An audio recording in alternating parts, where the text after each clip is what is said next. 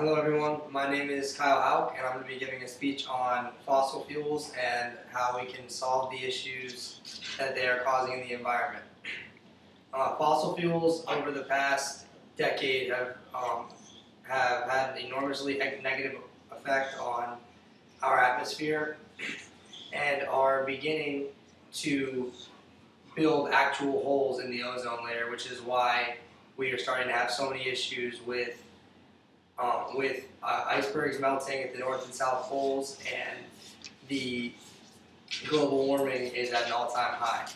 We, as the population of the Earth, have a duty to fulfill by solving this issue. I have taken liberty of finding a couple different ways we can use to ensure that the negative effects we have on the environment can decrease and hopefully disappear as we become more and more advanced. First of all, we can start by using electrically propelled cars. These cars have been produced over the past 10 to 15 years and are becoming more and more popular now in society.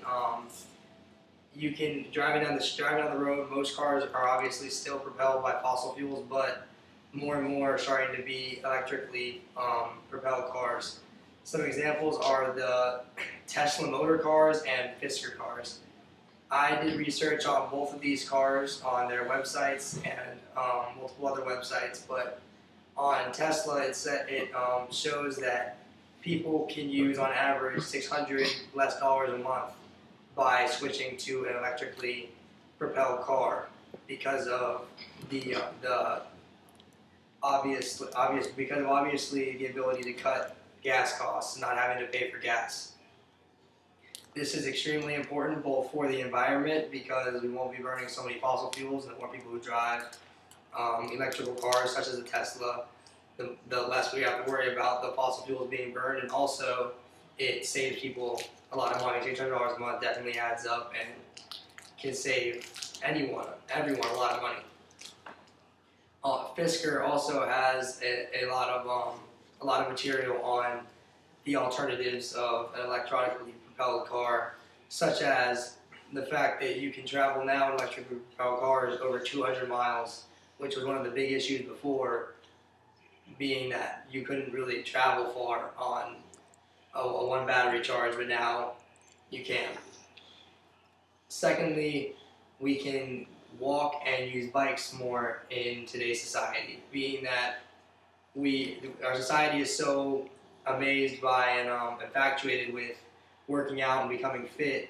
I don't see any reason we couldn't incorporate travel into those everyday things people do now, such like people go to different gyms and do a bunch of different workouts, jog.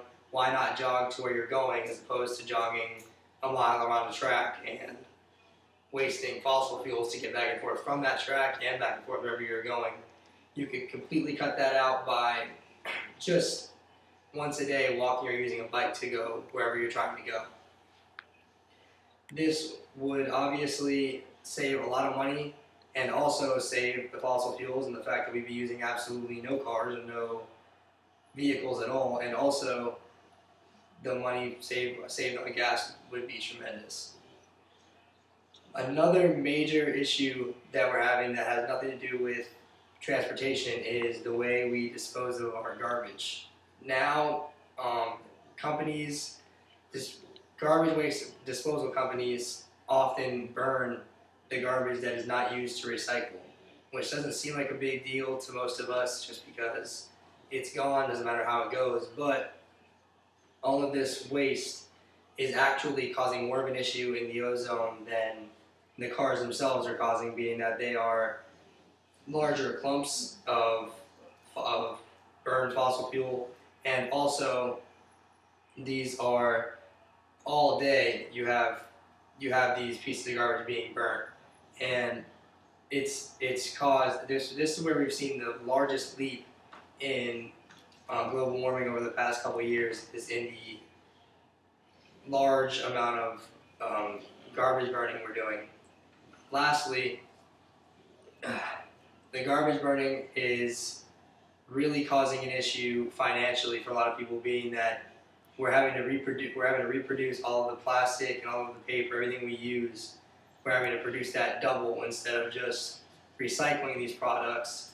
And I had an interview with Jonathan Gray, an environmental science major, who informed me that burning the garbage costs each plant anywhere between $20,000 and $30,000 a day, where we could be saving. That's another enormous chunk of money we could be saving by going green and not using as many fossil fuels.